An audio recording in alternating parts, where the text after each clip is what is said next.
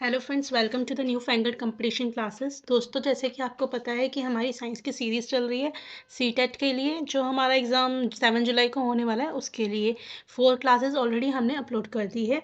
और last video में हमने पढ़ा था कंपोनेंट्स ऑफ फूड के बारे में। फूड के कंपोनेंट्स पढ़े थे, जिसमें हमने carbohydrate, vitamins, proteins, fats, minerals, इन सभी चीज़ों के बारे में बात करी थी।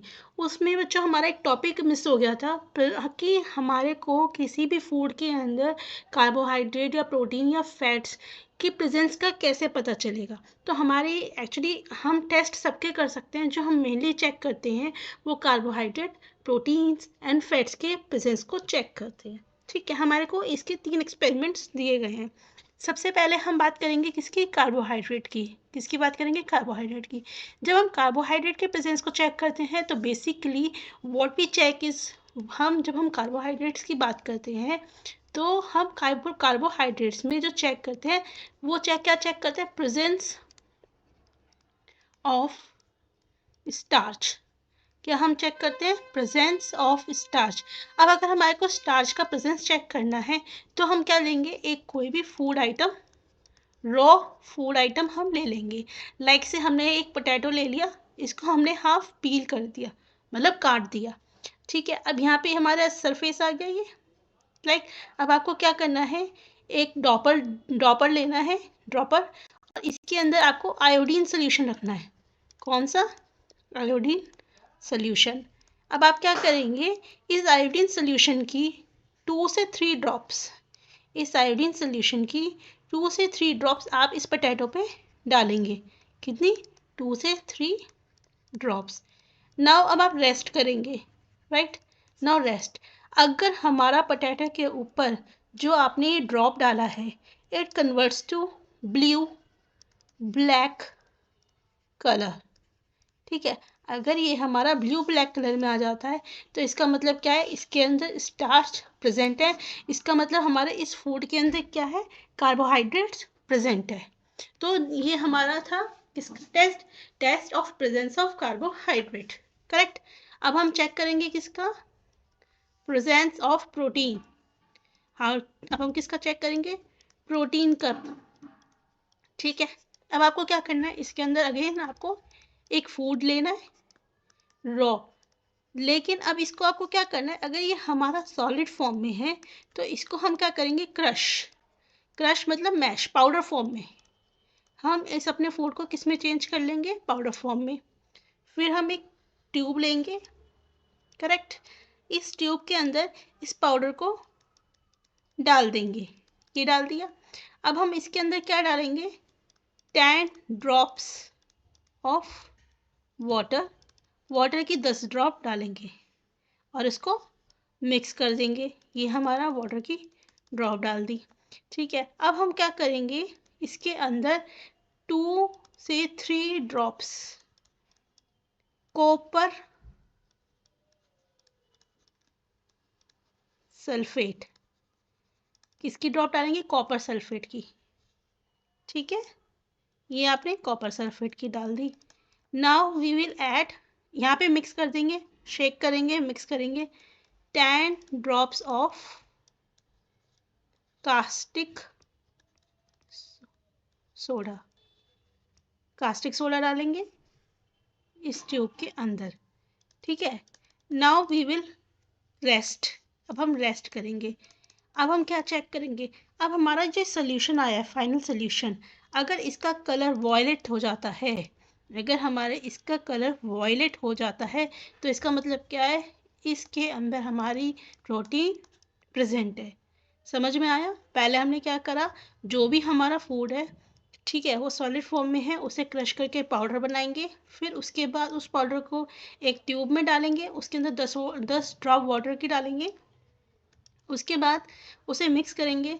फिर 2 से 3 ड्रॉप हम कॉपर सल्फेट का डालेंगे, फिर मिक्स करेंगे। फिर 10 ड्रॉप हम कॉस्टिक सोडा का डालेंगे, फिर मिक्स करेंगे। फिर चेक करेंगे क्या इस सोल्यूशन का जो कलर है वो वायलेट कलर है। अगर यस तो इसका मतलब हमारे इस फूड के अंदर प्रोटीन प्रेजेंट है। नेक्स्ट आता है हमारा किसका चेक, फैट्स का। ठीक है, ये तो हम अपने घर में देखते ही हैं, जब हम कोई भी ऑयली चीज़ बनाते हैं, कोई भी ऑयली फूड बनाते हैं तो हम क्या करते हैं, उस ऑयली फूड को टिश्यू पेपर पे या वाइट पेपर पे या न्यूज़पेपर पे रखते हैं। उसके ऊपर जब हम रखते हैं तो एक ऑयल के पैचेस आ जाते हैं। क्या आ जाते हैं, जैसे वाइट पेपर है, आपने कुछ भी ऑयली चीज़ रखी तो इस पर कुछ पैचेस आ जाएंगे ऐसे। सो जब जिस फूड से ऐसे पैचेस शो होने लगे तो हम क्या कहेंगे, इस फूड के अंदर फैट्स की प्रेजेंस है। यहाँ तक सबको समझ में आया? ये आपके जो 3 टेस्ट हैं ये आपके एनसीईआरटी में गिवन है। अब चलिए हम नेक्स्ट चलते हैं। अब हम पढ़ेंगे न्यूट्रिशन इन प्लांट्स। हमने अभी तक पढ़ा फूड क्या होता है, कंपोनेंट्स ऑफ फूड क्या होता है, ठीक है। अभी हमने पढ़ा कि हमारे बॉडी को वर्क करने के लिए हमारी बॉडी को एनर्जी की ज़रूरत होती है, हमारी बॉडी को बिल्ड करने की ज़रूरत होती है। ये सब क्या होते हैं, हमारे को न्यूट्रिएंट्स से मिलते हैं। और न्यूट्रिएंट्स हमारे किस में प्रेजेंट होते हैं, हमारे फूड के अंदर प्रेजेंट होते हैं। लेकिन हमारे फूड हमारी बॉडी के अंदर गया, ठीक है, उस बॉडी को यूटिलाइज भी तो करना है भाई। उसको आप ऐसे तो नहीं ले सकते कि रॉ कच्चा का कच्चा ले गए, ठीक है, और आपको न्यूट्रिएंट्स मिल गए, नहीं। वो प्रोसेस जिसमें हम क्या करते हैं, हमारे फूड को लेते हैं, हमारे जो फूड है वो सिंपल सब्सटेंसेस में ब्रेक डाउन होते हैं, ठीक है, वो हमारी बॉडी उन न्यूट्रिएंट्स को एब्जॉर्ब करती है। इस प्रोसेस को हम क्या बोलते हैं, न्यूट्रिशन।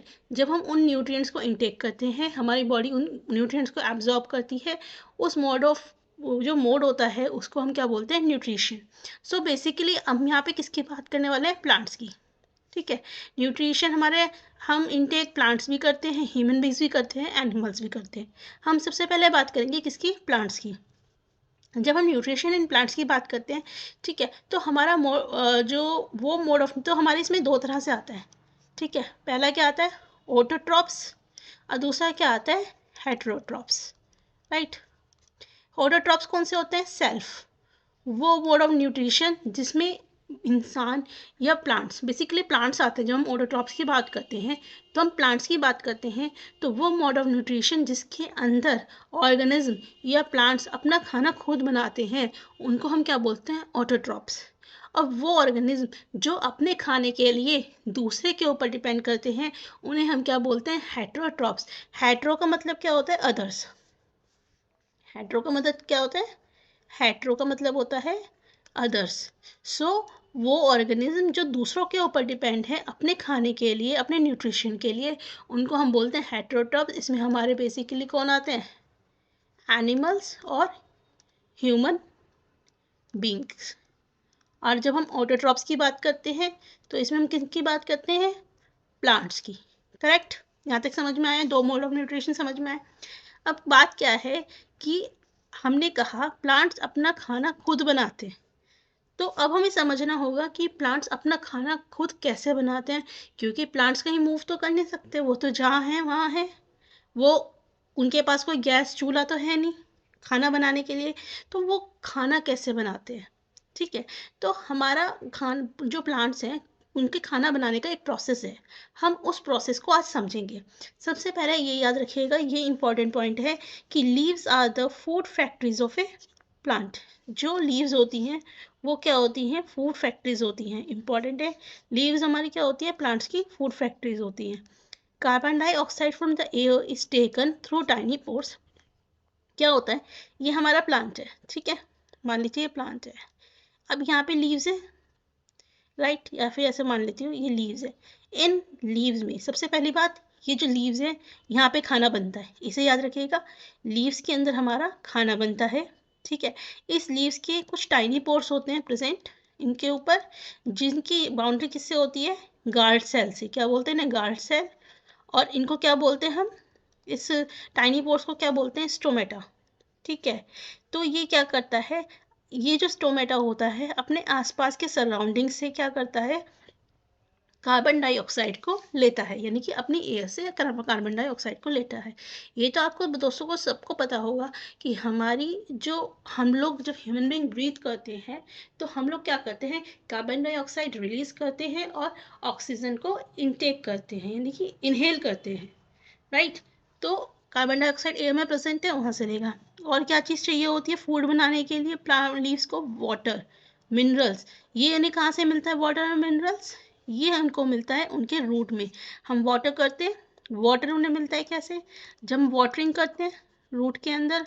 और मिनरल्स किससे मिलते हैं, जो हमारे रूट्स जब हमारी सॉइल के अंदर प्रेजेंट होती हैं, जब हमारी रूट्स हमारी जो सॉइल होती है, सॉइल में जाती हैं रूट्स, करेक्ट।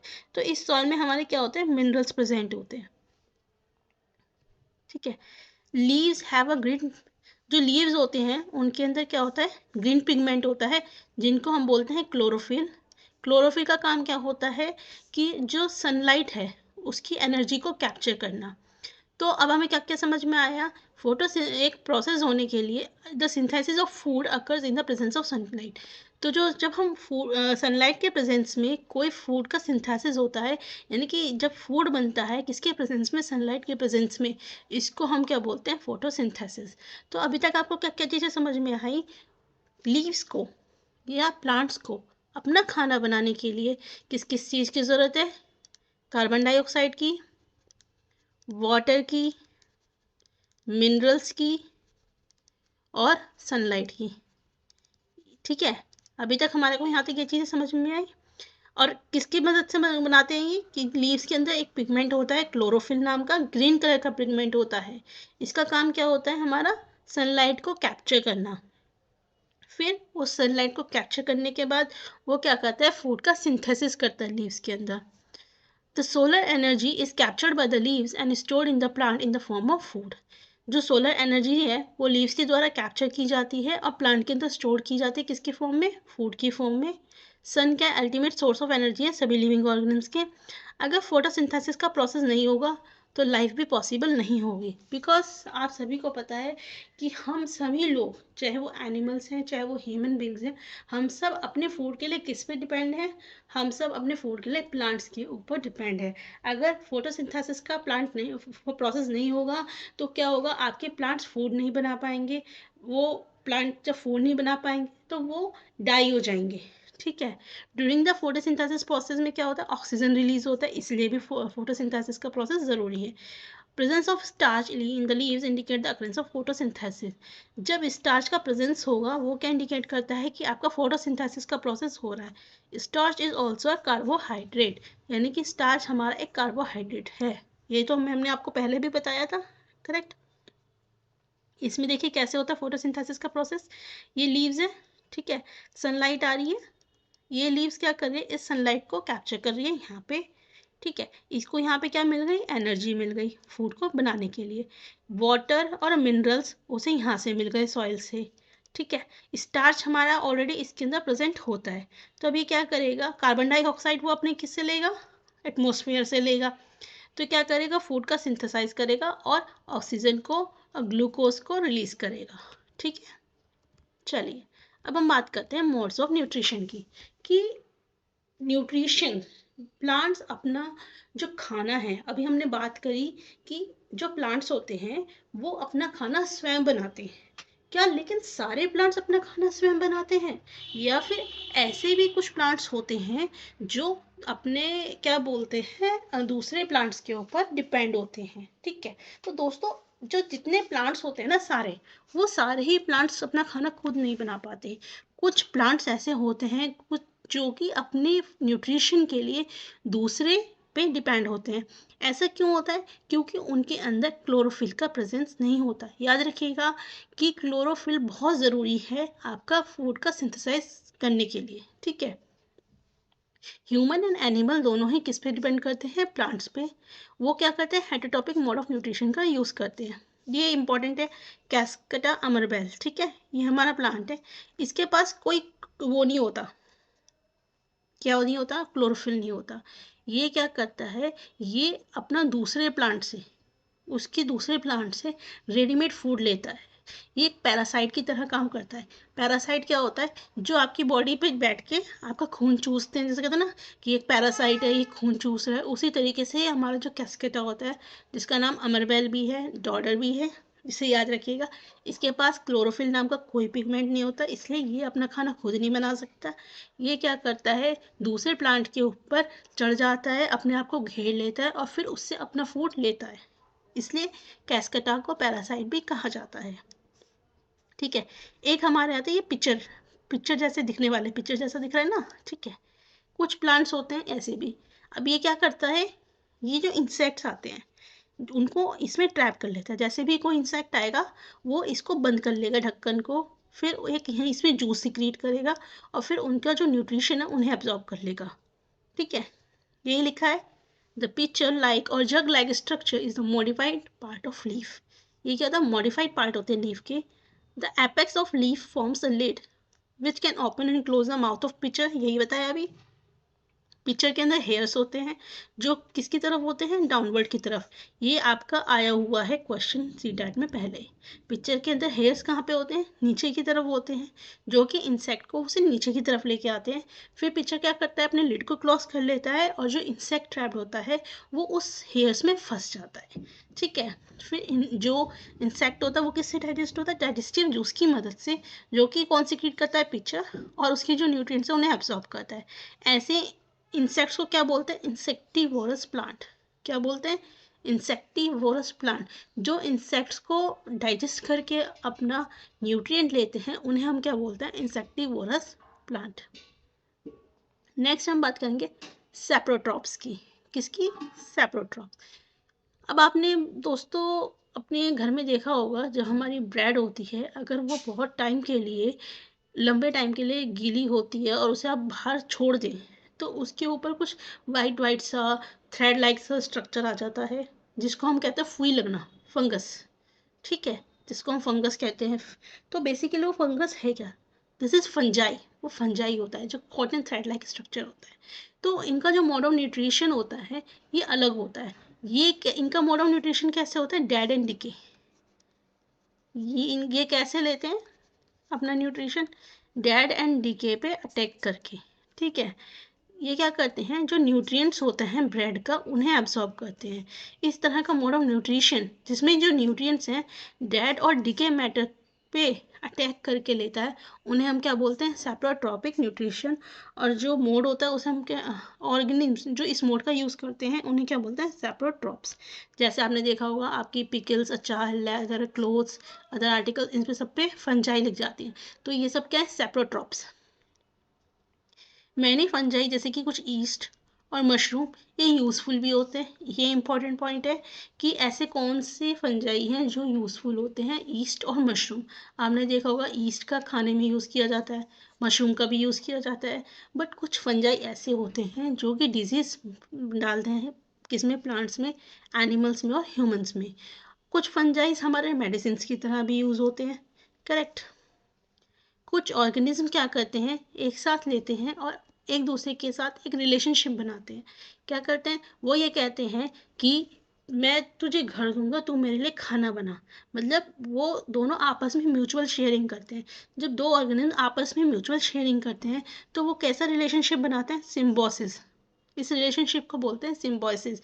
जहाँ पे जैसे कुछ फंजाई क्या करते हैं, रूट्स के अंदर रहते हैं, ठीक है, प्लांट्स के अंदर, तो वो उनके लिए फूड बनाते हैं और वो उनको मिनरल्स देते हैं। Grow plants absorb a lot of nitrogen and the soils become deficient in nitrogen. जो हमारे क्रॉप प्लांट्स होते हैं वो क्या करते हैं, बहुत सारा नाइट्रोजन एब्जॉर्ब करते हैं जिसकी वजह से क्या होता है, नाइट्रोजन की कमी हो जाती है हमारे किसके अंदर, सॉइल के अंदर। नाइट्रोजन गैस बच्चों हमारी क्या है, एयर के अंदर बहुत सारी है, लेकिन जो प्लांट्स है ना उसको ऐसे डायरेक्टली यूज़ नहीं कर सकते जैसे वो कार्बन डाइऑक्साइड को यूज़ करते हैं। तो उसको उन्हें यूज़ करने के लिए उन्हें वो नाइट्रोजन सॉल्युबल फॉर्म में चाहिए। तो वो सॉल्युबल फॉर्म में उन्हें कैसे मिलेगी, एक हमारा बैक्टीरियम होता है, बैक्टीरिया होता है जिसको हम बोलते हैं क्या, राइजोबियम। इस राइजोबियम की मदद से ये क्या करता है, एटमॉस्फेरिक नाइट्रोजन को लेता है और उसे यूजेबल फॉर्म में कन्वर्ट करता है। राइजोबियम अपना खाना खुद नहीं बना सकता, इसे याद रखिएगा, राइजोबियम अपना खाना खुद नहीं बना सकता। सो यहाँ तक हमने पढ़ा न्यूट्रिशन इन प्लांट। आशा करती हूँ आपको समझ में आया होगा हमने जो भी डिस्कस किया है। नेक्स्ट टॉपिक हम पढ़ेंगे न्यूट्रिशन इन एनिमल हमारी नेक्स्ट क्लास में। Thank you.